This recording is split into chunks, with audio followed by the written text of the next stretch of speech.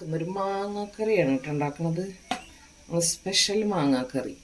അപ്പം അതിന് വേണ്ടിയിട്ട് ഒരു മാങ്ങയില്ല, ഒരു 2-3 പൂള് മാങ്ങയുള്ളൂ. നമുക്ക് കുറച്ച് കറി മതി. കുറച്ച് സബോള, 2-3 പച്ചമുളക്, ഒരു കഷ്ണം ഇഞ്ചി, കറിവേപ്പില എല്ലാം കൂടി നമുക്ക് കറി ഉണ്ടാക്കണം. ചട്ടിയിലേക്ക് ഇട്ട് കൊടുക്കാം. കറി ഉണ്ടാക്കുന്ന ചട്ടിയിലേക്ക് ഇട്ട് കൊടുത്തു.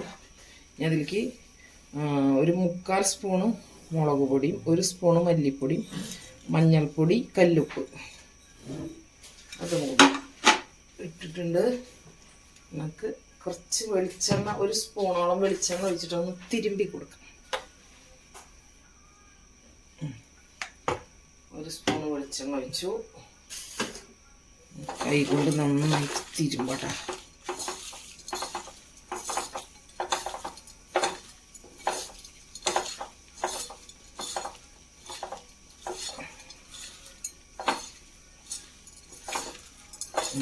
തിരുമ്പി യോജിപ്പിക്കുക.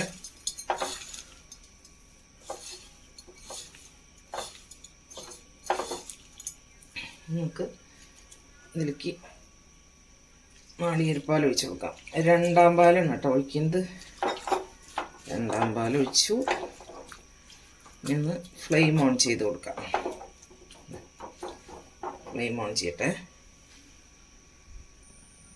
നമ്മൾ ഗ്യാസ് ഓൺ ചെയ്ത് കൊടുത്തിട്ടുണ്ട്.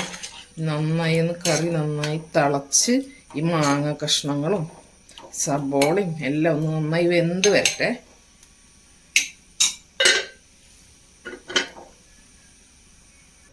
നമ്മുടെ കറി നന്നായി തിളച്ച് വന്നിട്ടുണ്ട്. നന്നായി തിളച്ചിട്ടുണ്ട്.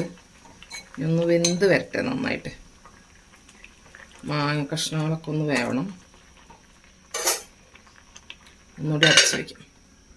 മാറ്റി വെച്ചിട്ട് നമ്മുടെ കറി മാങ്ങയ്ക്ക് വെന്തിട്ടുണ്ടെങ്കിൽ നമുക്ക് നല്ല പാൽ ഒഴിച്ച് കൊടുക്കാം. ഈ സമയത്ത് നമുക്ക് ഉപ്പൊക്കെ ഒന്ന് നോക്കാം.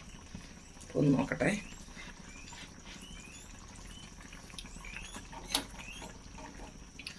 ഉപ്പും പൊടിയൊക്കെ ഉണ്ട്.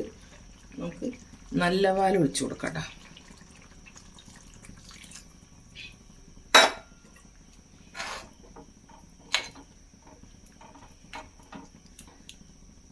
ഒന്ന് ചൂടായി വന്നോട്ടെ.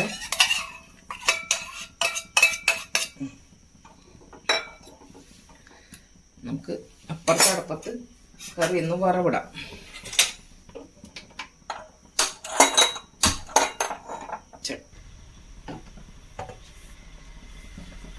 നമ്മൾ ഈ മാങ്ങക്കറിയുടെ തീ ഓഫ് ചെയ്തു.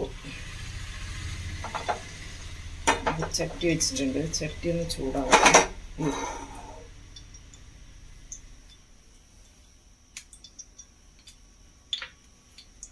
ഉള്ളി അരിഞ്ഞത് ഇട്ട് കൊടുക്കാം. വേപ്പിലും ഉള്ളി അരിഞ്ഞത് ഇട്ട് കൊടുക്കാം.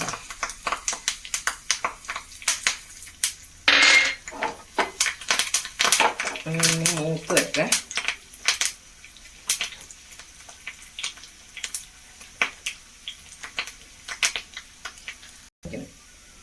ഉള്ളി ഏകദേശം മൂപ്പായി. നമുക്ക് അതിലേക്ക് 2 ഉണക്കമുളക് ഇട്ട് കൊടുക്കാം. ഒരു നുള്ളു ഉലുവ പൊടിയും കൂടി ഇട്ട് കൊടുക്കാം കേട്ടോ. ഉലുവ വറുത്ത് പൊടിച്ചത് ഒരു നുള്ളു തന്നെ ഇടണുള്ളൂ. അതും കൂടി ഇട്ട് കൊടുത്തു.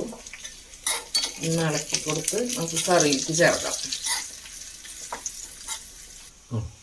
നമുക്കിത് കറിയിലേക്ക് ചേർത്ത് കൊടുക്കാം. നല്ല തിക്ക് ഗ്രേവിയോട് കൂടിയിട്ട് നമ്മുടെ മാങ്ങാക്കറി ഇവിടെ റെഡി ആയിട്ടുണ്ട് കേട്ടോ. നല്ല കട്ടിയുള്ള ഗ്രേവിയോട് കൂടിയിട്ടുള്ള മാങ്ങാക്കറി. നല്ല ടേസ്റ്റ് കേട്ടോ. അത് നമ്മൾ വളരെ കുറഞ്ഞ ക്വാണ്ടിറ്റിയിൽ ഉണ്ടാക്കിയിട്ടുള്ളൂ. നല്ല ടേസ്റ്റി ആയിട്ടുള്ള മാങ്ങാക്കറി. അതുപോലെ ഉണ്ടാക്കണവരായിരിക്കും ഒരുവിധ ആൾക്കാർ. ഒന്ന് ചട്ടി ഇങ്ങനെ ഒന്ന് ചുറ്റിച്ച് കൊടുക്കാം. ചുറ്റിച്ച് വെച്ചാൽ നമ്മുടെ കറി റെഡി. നമുക്കത് അടച്ചു വയ്ക്കാം.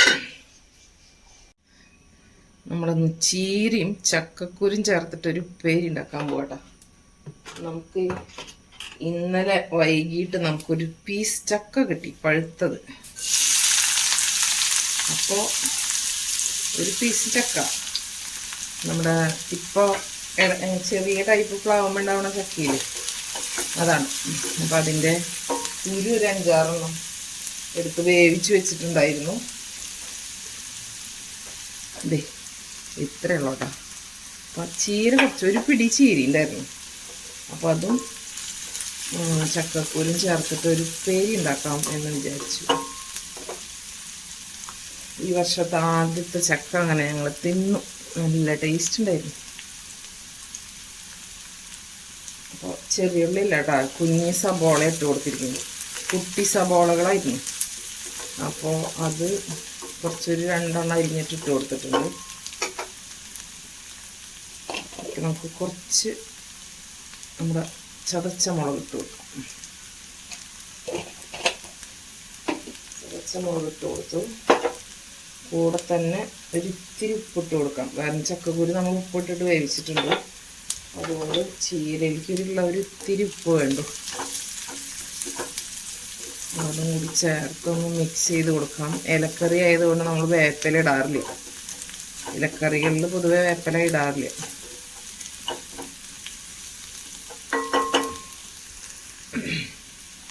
നമുക്കതിലേക്ക് ഉള്ളി മുളകൊക്കെ മൂത്ത് വന്നിട്ടുണ്ട്. ചീരിട്ട് പോകും.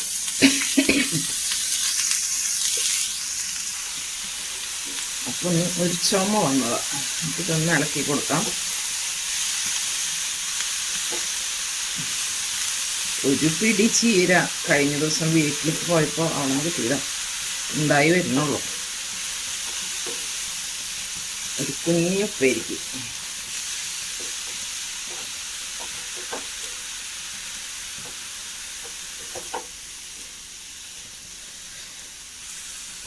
അതൊന്ന് വാടി വരട്ടെ. എന്നിട്ട് നമുക്ക് ചക്കക്കുരു ഇട്ട് കൊടുക്കാം.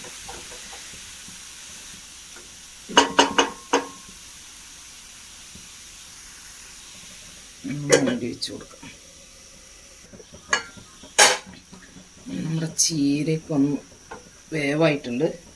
ഇനി നമുക്ക് ചക്കക്കുരും കൂടി മിക്സ് ചെയ്തതിന് ശേഷം ഒരു 2 മിനിറ്റ് ഒന്ന് വെക്കാം.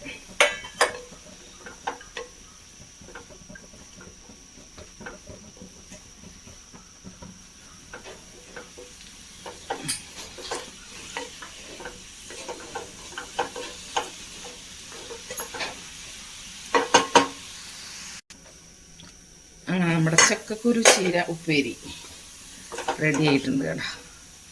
അപ്പോൾ നല്ല ടേസ്റ്റി ആയിട്ടുള്ള ഉപ്പേരിയാണ്. എല്ലാവരും ഉണ്ടാക്കണത് തന്നെ.